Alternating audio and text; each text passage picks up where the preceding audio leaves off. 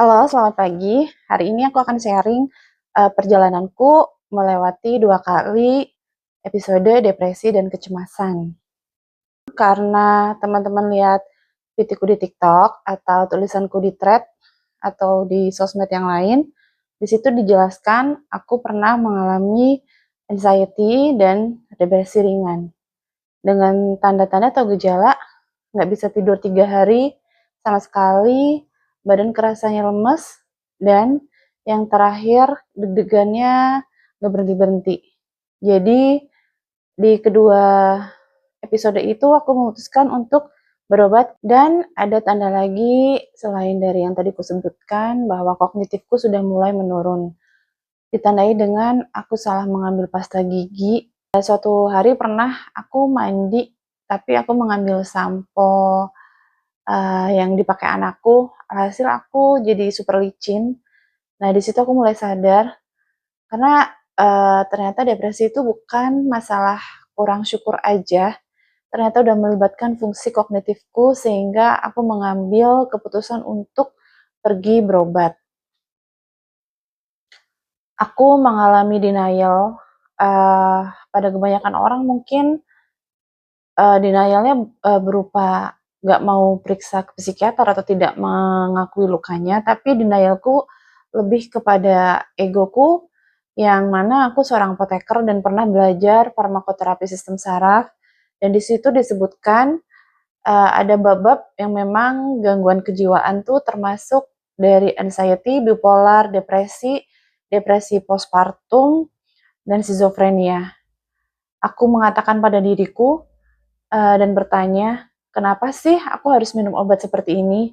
Karena dulu aku pernah belajar dan aku bukan orang yang, eee, belum pernah mengalami gejala seperti susah tidur atau tidak tidur sama sekali. Jadi aku merasa pada saat itu, ketidakadilan terutama ya, kenapa aku harus mengalami hal-hal seperti ini dan minum obat apa yang kupelajari di waktu kuliah. Di anxiety depresi pertama, aku butuh waktu 4 bulan sampai dosisku turun. Pada saat itu, aku mengkonsumsi lorazepam, alprazolam, dan satu lagi yang diganti setelah lorazepam lepas, aku diberikan clobazam. Setelah pemakaian clobazam di bulan kedua, yang mana waktu itu aku sudah bisa tidur tanpa obat, aku memutuskan untuk melepas obat-obatan anxiety dan melalui journey-ku dengan kepasrahan, aku berpikir pada saat itu tidur atau tidak tidur aku pasrahkan aja. Jadi aku selama 2016 mengalami depresi dan waktu penyembuhan itu sekitar 6 bulan. Yang aku lakukan di renjatan pertama anxiety-ku tuh aku balik ke dalam diri.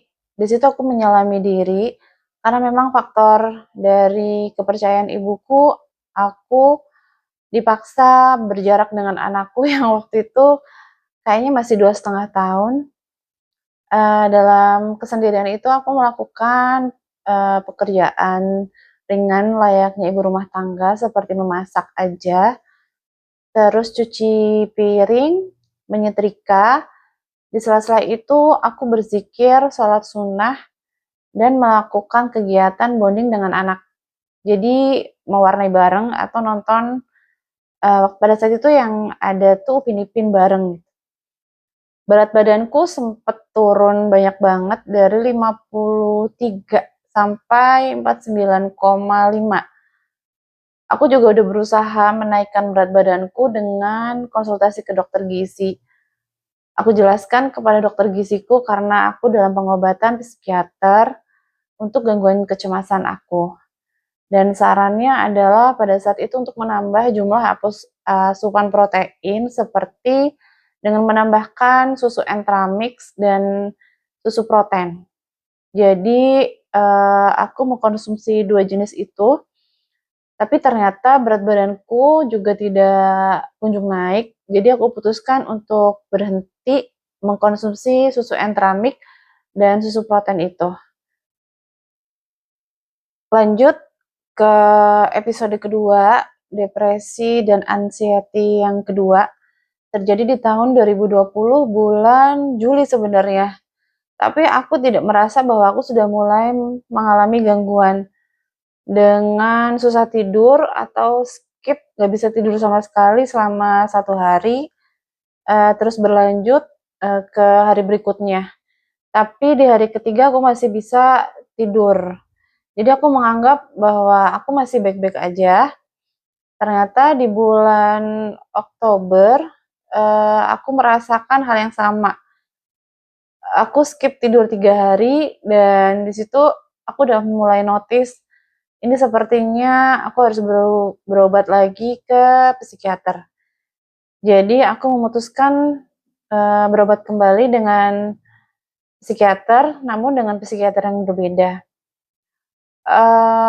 Di depresi kedua ini aku merasa lebih siap, yang dalam artian aku memaknai semuanya memang ya memang aku terima gitu. Kalau yang depresi pertama tuh kan aku ada penyangkalan ya teman-teman. Yang depresi kedua aku tidak ada penyangkalan, jadi dengan sukarela ke psikiater karena memang aku membutuhkannya. Di depresi kedua ini aku sudah punya 2 anak dan usia anakku yang kedua itu sekitar 3 tahun.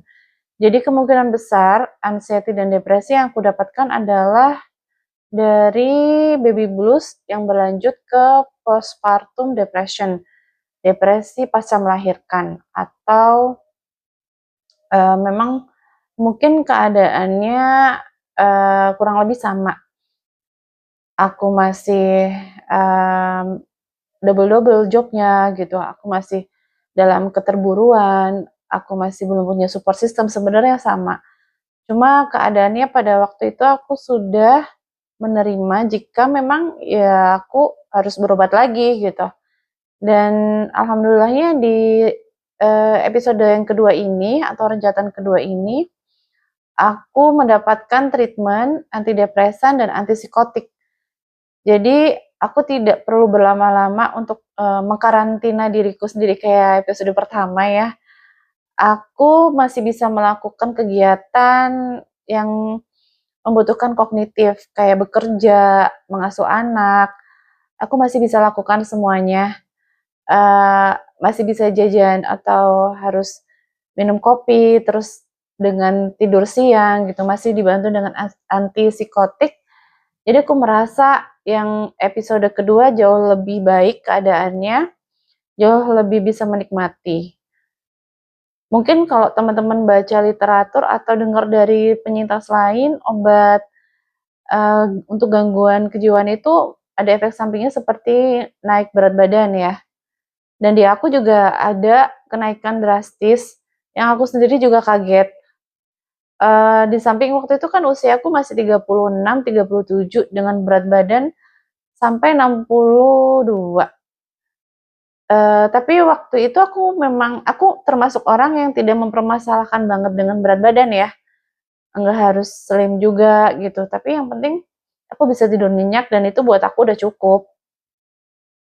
Dan di episode kedua, aku lebih kencang lagi journalingnya, aku lebih kenal yoga lagi, sampai akhirnya dosis turun,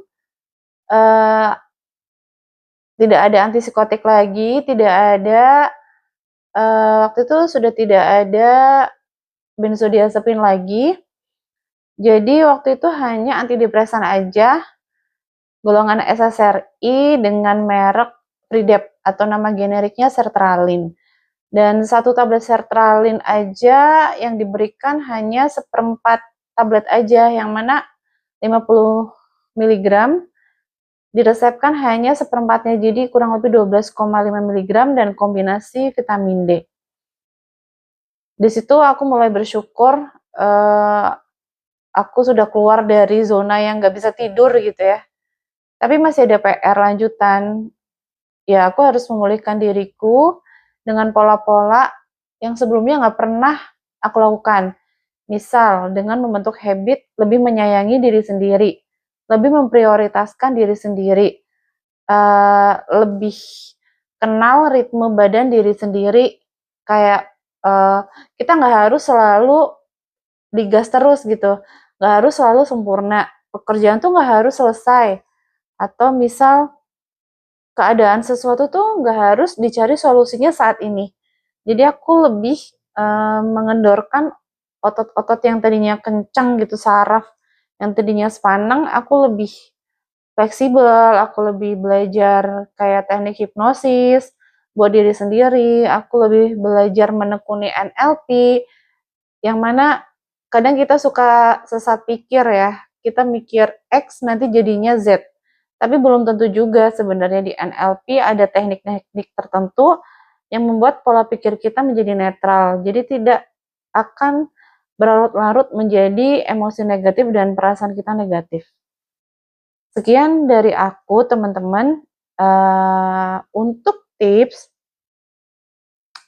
supaya bisa lepas obat atau bisa lepas dari gangguan kecemasan, yang paling penting sih kita lakukan kegiatan yang mindfulness ya. Atau misal kalau kalau kita nggak bisa mindfulness, paling enggak kita punya catatan pola pikir kita dan pola perasaan kita. Di situ nanti kita akan lihat pola pikir kita seperti apa, sehingga perasaan kita mudah di-tracking. Yang biasanya aku sebut journaling. Journaling itu ampuh banget sebenarnya.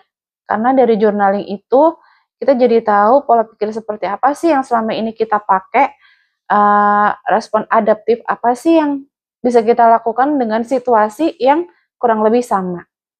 Semoga sharing aku membantu teman-teman yang masih dalam di gangguan kecemasan atau bingung.